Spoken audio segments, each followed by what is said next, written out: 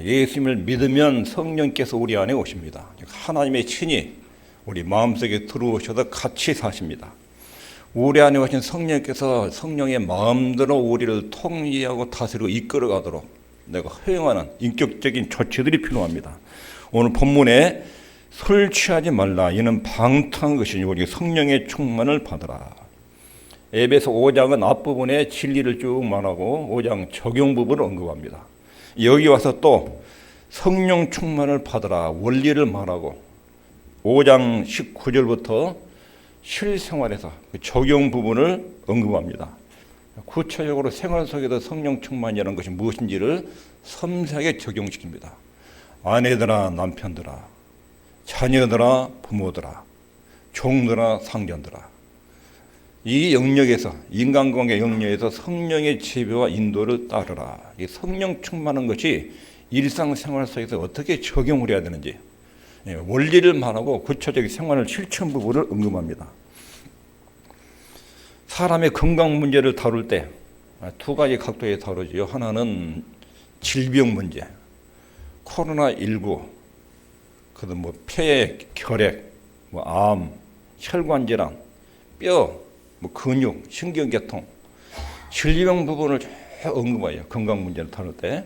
근데 반대쪽에서 질병 부분보다 더 중요한 것이 건강할 수 있도록 어떤 병이 와도 세균이 와도 극복할 수 있는 면역력을 증강시키는 거.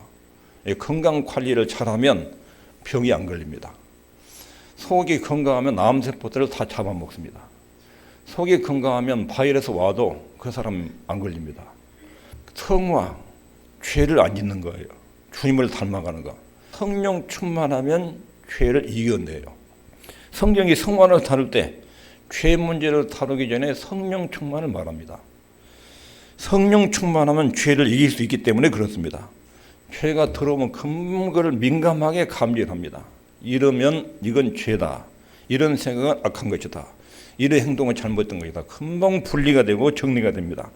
갈라디아서 5장 16절에 내가 이르노니 너희는 성령을 좇아 행하라. 그리하면 육체의 욕심을 이루지 아니하리라. 육체의 욕심 즉 죄를 피하려면 성령을 따라서 살면 죄를 피한다. 성령 충만하면 죄를 이긴다 하는 것입니다. 오늘은 성령 충만하는 것이 무엇인지 그 의미, 성령 충만할 때 나타난 특징, 오늘 여기까지 말씀드리고 다음 주에는 어떻게 그렇게 가능한가, 어떻게 성령 충만하게 살 수 있는가 다음 주 주제고, 오늘의 핵심 주제는 성령 충만이라는 것이 뭐냐, 성령 충만하면 어떤 현상들이 나타나느냐, 특징이 뭘로 나타나느냐, 두 가지 측면을 말씀을 통해 살펴볼 것입니다. 성령 충만하면 몸이 건강하면 병을 이기듯이 성령 충만하면 죄를 이깁니다. 죄를 안 지으려고 애쓰는 것보다 성령 충만하면 됩니다. 오늘 본문에 보면 술 취하지 말라 이는 방탕한 것이니 오직 성령 충만을 받으라. 술 취한 것과 대조해서 성령 충만을 지금 설명을 하고 있습니다. 술 취하는 것, 오순절에 성령이 강림했을 때 예루살렘 사람들이 성령 충만한 사람들을 보고 하는 말이 술 취했다 이렇게 표현했습니다. 베드로가 해명하기를 이건 술 취한 것이 아니다. 아침부터 술 먹는 사람이 어디 있느냐. 성령의 충만이 꼭 술 취한 것처럼 외형적으로 보이는 면이 있었습니다. 술에 취한다는 것은 술의 영향력, 술의 통제력 밑으로 들어가는 것을 말합니다. 술의 지배를 받는 것. 그러니까 사람의 마음, 감정, 의지, 행동이 술의 영향력 아래 있는 것. 이게 술 취한 거예요. 그러니까 성령 충만이라는 말은 성령의 영향력과 지배를 받는 것. 이것이 성령 충만입니다. 사람이나 일이나 사건, 모든 관심이 그 분야에 집중되는 것. 아침부터 저녁에 그 생각이 떠나지 않는 것. 그게 충만이에요, 충만. 근데 본문에도 성령 충만하게 된다는 뜻은 성령님과의 관계가 그렇게 돼야 된다는 뜻입니다. 성령 충만은 성령의 통제를 받는다는 뜻입니다. 우리 마음과 생각, 소원, 언어, 행동 그리고 우리의 모든 것이 성령께서 관장하도록 위탁하는 것. 성령의 지배 아래, 성령의 통제 아래, 성령의 관장 아래 내 마음과 생각을 맡기는 것. 이게 성령 충만이라는 뜻입니다. 예수님께서 성령의 충만함을 입어. 예수님은 성령의 충만함을 입고, 즉 성령의 지배와 통제를 받으면서 마귀에게 40일 동안 시험받으러 들어가셨습니다. 서대반의 경우, 서대반은 믿음과 성령이 충만한 사람이다.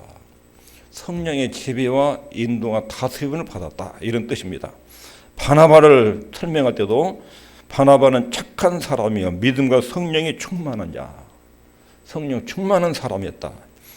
그리고 베드로를 비롯해서 사도들을 설명할 때도 성령이 충만하여, 그리고 성령이 충만한 다음에 그 다음에 나타난 행동들이 있어요. 성령의 지배를 받을 때 어떤 행동들이 나타났는지 성령 충만한 특성들을 그렇게 설명합니다. 여기서 성령 충만이라는 것이 무엇인지 아주 잘못된 것, 참 왜곡된 성령 충만, 이런 것들을 여러분 의식 속에 잘 뽑아내야 됩니다. 잘못된 성령 충만, 성령이 우리 속에 부어진 일종의 능력이라고 생각해요. 능력. 우리는 빈 그릇이고 우리가 비워질 때 성령의 능력과 영향력이 우리 속에 가득 부어진다. 여기서 제일 잘못된 사고방식이 뭐냐면 성령을 능력이나 영향력으로 여기는 거예요. 성령을 하나님의 영향력, 하나의 능력으로 규정하면 그건 이단이에요. 성령은 능력이나 영향력이 아니라 제3위 하나님이에요. 인격적인 하나님이에요. 성령 충만이라는 말은 인격적인 성령 하나님이 나를 지배하고 통제하는 거예요. 이게 성령 충만이에요.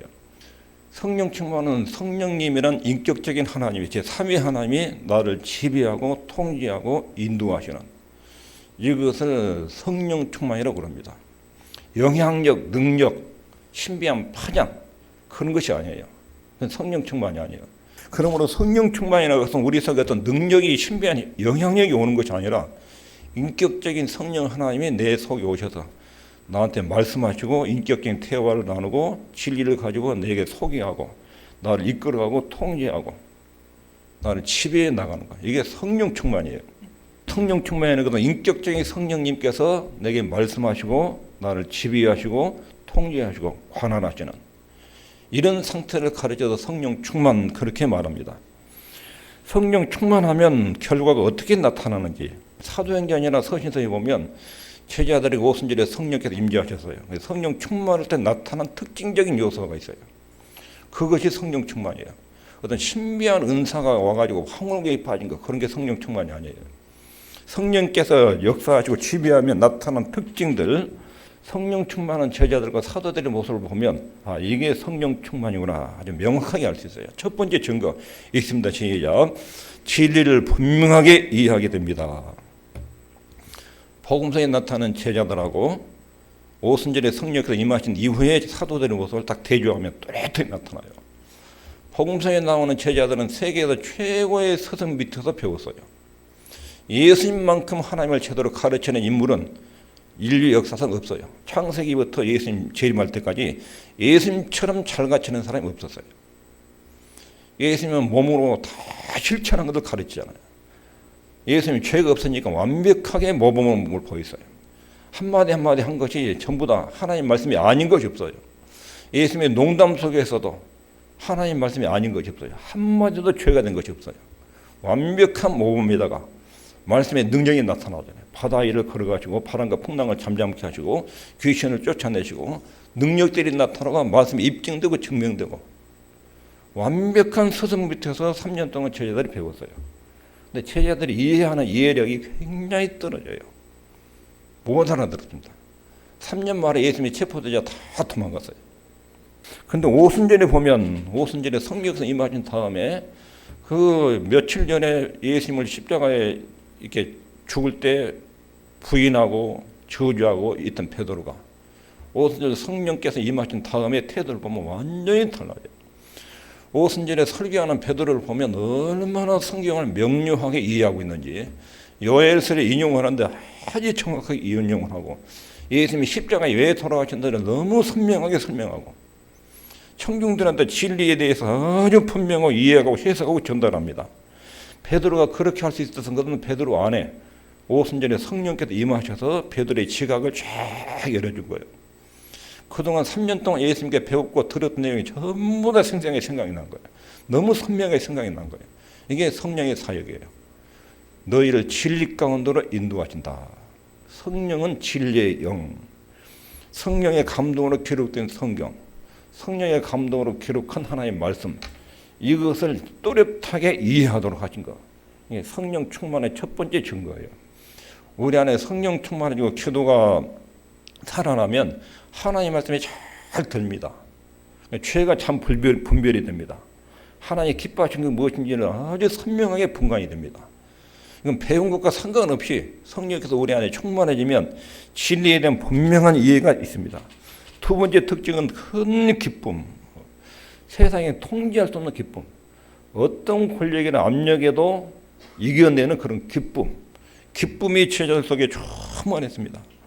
베드로가 설교를 하는데 얼마나 기쁨이 충만했고 이 복음 설명 능력이 또 복음을 전하는 능력이 얼마나 탁월했던지 베드로의 설교를 듣고 5,000명, 3,000명이 회개하고 돌아옵니다. 사도행전 2장 37절에 보면 저희가 이 말을 듣고 마음에 찔려 베드로와 다른 사도들에게 물어 가로되 형제들아 우리가 어찌할꼬. 이게 성령께서 어떤 사람들에게 나타날 때 나타난 능력이고 특징입니다. 그 사람이 원래 그런 사람이 아니었는데 어떻게 저렇게 변할 수 있는가. 바리새인들이 놀란 거예요. 예수님이 신문당할 때 도망갔던 베드로. 그런데 나중에 그 베드로를 잡았어요. 그래 예수님처럼 똑같이 신문했습니다. 베드로를 한 중앙에 앉혀놓고 원탁으로 뺑 들어도 70여 명의 공회원들이 신문한 거예요. 막 질문해요. 옛날 베드로 같으면 코 싸주고 도망갔잖아요. 근데 오순절에 성령 임한 뒤에 베드로는 원탁으로 막 예수님을 신문했던 그 사람들, 며칠 전에 예수님의 사형운동을 이렇게 집행했던 그 사람들, 똑같은 사람들이 베드로를 신문해요. 예수 이름으로 두 번 다시 말하지 말아라. 근데 베드로와 요한이 하는 말이 하나님 앞에서 너희 말을 듣는 것이 맞는지 하나님 말을 듣는 것이 맞는지 좀 생각해 봐라. 우리는 이 복음의 능력을 전하지 않을 수가 없다. 너희들이 아무리 죽인다 그래도 안전할 수 없다. 이 사람들이 저 며칠 전에 그 사람들 맞냐? 얼굴은 똑같은데 그 사람들 맞냐? 이렇게 딴판으로 사람이 달라진 거예요. 엄청난 기쁨 그리고 복음을 설명하는 능력, 증거 능력. 이것이 성령 충만의 열매고 결과들입니다. 바울과 실라도 그렇습니다. 빌립보 감옥에 갇혔습니다. 예수님의 복음을 전하다가 실컷 얻어맞고 빌립보 감옥에 갇혔습니다. 감옥에 쇠고랑에 처해 있고 낮이 맞은 채찍장에 쑤시고 애리고 아프고 후끈후끈 한데 이 바울과 실라가 찬양을 해요. 찬양을. 감옥이라는 환경을 뛰어넘는 기쁨과 평안과 그의 마음에 꽉 찬 거예요. 성령 충만할 경우에 사람들의 말에 신경 쓰지 않고 환경에 제약을 받지 않는 기쁨의 능력이 속에서 솟아오릅니다. 환경이 아무리 열악해도 그걸 초월하는 능력의 기쁨. 사람들이 별의별 압력 수단을 그거 협박을 해도 그걸 이겨내는 기쁨. 성령 충만할 때 나타난 특징들입니다. 억누를 수 없는 기쁨, 무엇으로도 억제실 수 없는 신비스러운 기쁨. 이것이 성령 충만할 때 우리 안에 일어나는 현상입니다. 세 번째는 성령의 열매가 삶 속에서 나타납니다. 갈라디아 5장 21절부터 23절. 오직 성령의 열매는 사랑과 희락과 화평과 오래 참음과 자비와 양성과 충성, 온유, 절제. 이 같은 것들 금지할 법이 없다. 어떤 나라에도 이런 것을 금지를 못해요. 사랑하는데 이거 하지 말라고 법으로 막습니까? 기뻐하는데 막을 수 있습니까? 하나님의 사람들을 볼 때 이런 성품들이 나타납니다. 왜냐하면 성령님은 사랑의 영이기 때문에 그분이 내 안에 충만하게 나를 지배하고 관리하면 품성에 있어서 9가지 품성들이 우리 속에서 나타납니다. 성령께서 우리를 통리하면 그 안에 예수님을 담는 속성과 성품들이 나타나게 되는 것입니다. 네 번째 특징은 주님께 감사하고 주님을 깊이 사랑하는 예수님의 엄청난 은혜를 깨닫게 되고 감사하고 사랑하는 이런 마음이 충만하게 일어납니다. 바울이 담메색 도상에서 예수님을 만났죠. 예수님을 딱 만나고 나서 첫 마디가 뭐였어요? 주여 내가 어떻게 하오리까? 내가 어떻게 이런 주님께 내가 보답을 하며 살아야 됩니까? 어마어마한 주님의 은혜와 능력과 사랑을 내가 받았는데 어떻게 보답할까요? 내가 무엇을 해야 될까요? 감사, 찬양, 충만한 그분에 대한 사랑, 이것이 마음속에 충만하게 나오는 거. 이게 성령 충만한 특징입니다. 그리고 다섯 번째는 참된 교제, 서로에 대한 사랑, 그리고 서로에 대한 소속감, 이런 것들이 우리 속에 있습니다. 성령 충만한 사람들이 모이면, 그리고 교회가 성령 충만 아니면 자유롭고 딱딱함이 없어집니다. 자기를 포장하기 위한 허례의 허식들, 이런 것들이 사라집니다. 계급구조로 사람을 대하지 않습니다. 빈부격차로 사람을 대하지 않습니다. 나이로 사람을 구별하지 않습니다. 성령 충만한 공동체는 나도 죄이고 당신도 죄이고 우리 모두 하나님 앞에 다 전과자인데 용서받은 사람들이다. 그러니까 거기 허례허리식들 없어져요. 계급구조들이 사라져요. 사람들을 빈부로 나누지 않아요. 지식, 학력으로도 나누지 않아요. 거기에는 허심탄회한 이 소통이 있어요. 허례허식들이 사라집니다. 이런 연합, 이것은 우리 모두 죄인데 우리 주님의 십자가로 엄청난 용서를 받은 사람들이다. 이러면서 사람 사이에 이런 간격들이 맺어지는 것입니다. 오늘 본문에 술 취하지 말라. 이는 방탕한 것이니 오직 성령의 충만을 받으라. 그 다음에 19절을 보면 시와 찬미와 신령한 노래로 서로 화답하며 너의 마음으로 주께 노래하며 찬송하며 범사의 우리 주 예수 그리스도 이름으로 항상 아버지께 감사하며. 이것이 성령에 의해서 생기는 행복감입니다. 여러분 마음속에 빈부 차이 때문에 열등감이나 우울감이 생겨서 뭔가 경계 대상이 되는 거 완전히 육신의 소유예요. 육신의 소유. 하나님의 감동이 아니에요. 학력의 차이로 열등감을 느끼는 거. 내가 저 사람보다 좀 많이 배웠다고 우울감 느끼거나 저 사람이 나보다 아는 것이 많다 해가지고 열등감 느끼는 거. 이것도 완전히 육신의 욕망들이에요. 빈부 차이, 학력 차이, 건강 비교해가지고 인물을 비교해서 이런 데서 나오는 우울감, 열등감 전부 다 육신의 소욕들의 세상의 정진들이에요. 하나님의 자녀들은 그러지 않아요. 하나님 한 아버지 안에서 한 형제와 자매예요. 하나의 내 분량과 은사에 따라서 각기 다른 선물들을 줬어요. 다른 독특한, 어떤 사람은 포도나무, 어떤 사람은 감나무, 어떤 사람은 배나무, 각기 나무마다 특징들이 달라요. 은사와 재능과 계주들이 다 달라요. 자기만의 고유한 특성들을 가지고 있어요. 근데 포도나무가 배나무하고 비교하면 안 돼요. 감나무가 밤나무하고 비교해서 안 돼요. 자기만의 고유한 특성을 가진 하나님의 자녀들이에요. 성령 충만하면 공동체 자체가 초대교회에 그런 비교가 전혀 없어요. 오순절 이후에 성령 충만할 때 서로 빈부격차, 학력 차이, 민족 간 민족 혈통 차이, 신분의 차이, 그런 것 없이 완전한 연합이 이루어졌어요. 이게 성령 충만한 사람들의 특징입니다. 성경이 말하는, 여기까지 말하는 성령 충만은 자신을 제어하지 못한 흥분 상태, 이런 것으로 생각하면 안 돼요. 기도원에서 말하는 성령 충만, 그 성령 충만한 거 아니에요. 입신 상태에 들어가가지고 막 자기도 통제하지 못한 신비로운 체험 속에 막 자기가 통제가 안 돼요. 이상한 행동들을 많이 하는 거. 이런 것을 성령 충만한 상태로 보면 안 됩니다. 흥분 상태가 아닙니다. 고린도 교회에 이런 현상이 있었어요. 잘못된 성령 충만이 고린도 교회에 있었어요. 통제가 안 되는 사람들이 많았어요. 예배 시간에 막 시장바다처럼 난리됐어. 막 방언을 은사를 받았다고 앞에 설교한다고 방언을 막 설교한다고 막 이야기하고, 또 다른 사람이 와도 또 방언을 막 설교한다고 또 이야기하고, 회 정도는 그게 뭔 소리인지는 모르고 가만히 멍하게 있고 막 난장판 있는 거예요. 예배 시간에. 바울 사도가 예언 은사를 받은 사람, 이 사람은 하나님이 그때는 기록된 성경이 없었어요. 고린도 교회 상황은 아직 성경이, 우리는 지금 성경에 잘 정되는 말씀이 있죠. 고린도 교회 상황에서는 성경이 없고 바울 사도가 보낸 편지 한 장, 고린도 전서 후서 이런 편지. 성경이 없으니까 하나님 말씀 뭘로 전하겠습니까?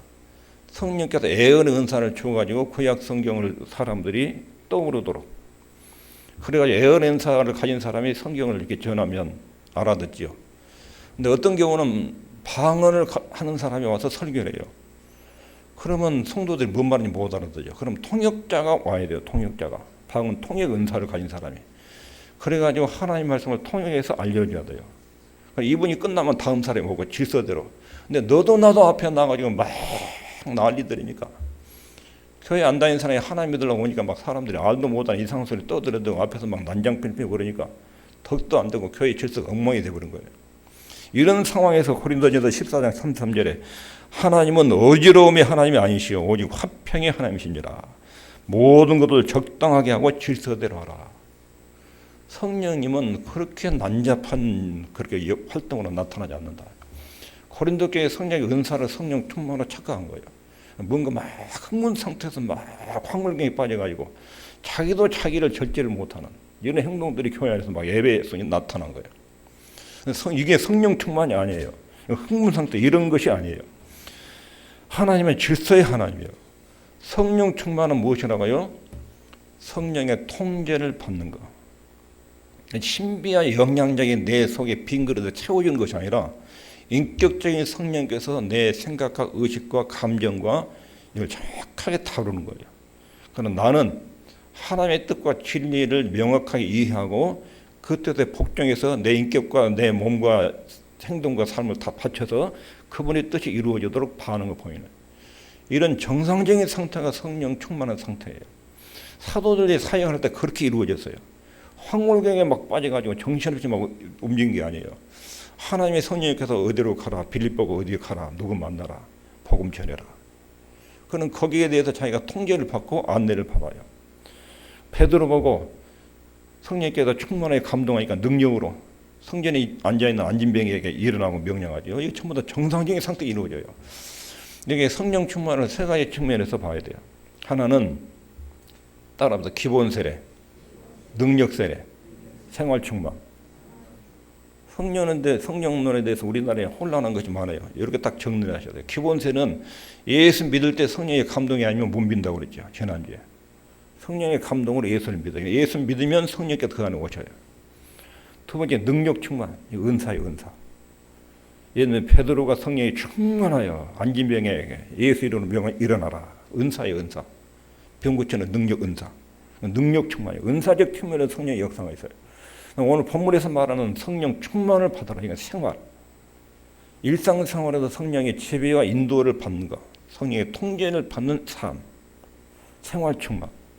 잘 구분하셔야 됩니다.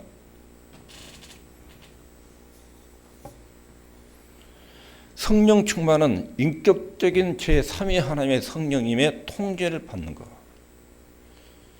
진리에 대한 분명한 깨달음, 성령이 주시는 기쁨, 거룩한 용기, 성도의 교제, 우리 마음속에 예수님에 대한 깊은 사랑과 감사, 이런 형태로 성령 충만이 나타나고 이런 형태로 성령 충만이 나타나면 어떤 사람도 거부감이 안 느껴져요. 이상한 광신 자체는 보이지 않아요. 그러면서 성령의 신비한 능력과 역사와 열매들이 나타나는 거예요. 이런 것들이 모두 성령 충만의 결과들입니다. 단순하고 억눌리고 통제되는 것이 성령 충만이 아닙니다. 성령 충만은 철저하게 성령의 감동에 통제를 받는 것입니다. 성령님은 태초에 천지만물을 창조하실 때 하나님의 신은 소면에 운행하십니다. 그 하나님의 신이 성령이에요. 성령. 태초에 말씀이 계셨다. 이 말씀이 천지를 창조하셨다. 말씀은 예수 그리스도 성자 하나님이고 성령 하나님도 우주 창조에 관여했어요. 하나님의 신은 소면에 운행하십니다. 무질서에도 질서를 차근차근 부여하면서 6일 동안 우리가 보는 이 우주가 잘 만들어졌어요. 굉장히 질서 있게. 그런 하나님의 교회와 성도들 속에 역사할 때 무질서하고 막 고린도 교회처럼 난장판을 이루는 그런 형태로 나타나지 않아요. 성령 충만은 철저하게 성령 인격적인 하나님의 통제를 받는 것이다. 여러분 여기서 중요하게 정리해야 될 것이 성령은 어떤 능력이나 영향력이나 주입되는 힘 그런 게 아니에요. 삼위 하나님, 성부, 성자, 성령, 인격적인 하나님. 성령은 또렷하게 인격을 가지고 계셔요. 이야기를 하셔요. 들으시고요. 근심하신다. 근심. 오늘 말씀을 정리하면 성령 충만 첫 번째로 무엇의 통제, 충만이라는 말은 무엇의 통제, 영향력 아래 있다. 진리를 선명하게 이해하게 되고 큰 기쁨과 또 말씀에 대한 설명 능력, 전파 능력 이것들이 성령 충만의 결과로 나타나게 되고 삶 속에 성령님의 성품들이 나타나고 그리고 주님께 대한 깊은 감사, 십자가의 은혜에 대한 엄청난 고마움과 감사가 늘 마음속에 있고 그리고 그런 주님을 죽도록 사랑하는 마음이 속에 일어나고 그리고 성도들과의 아름다운 교제, 서로에 대한 사랑, 소속감 이런 것들을 느끼도록 만드는 것이 성령 충만이에요. 여러분과 제가 성령 충만한 삶이 되시기를 바랍니다. 기도하겠습니다.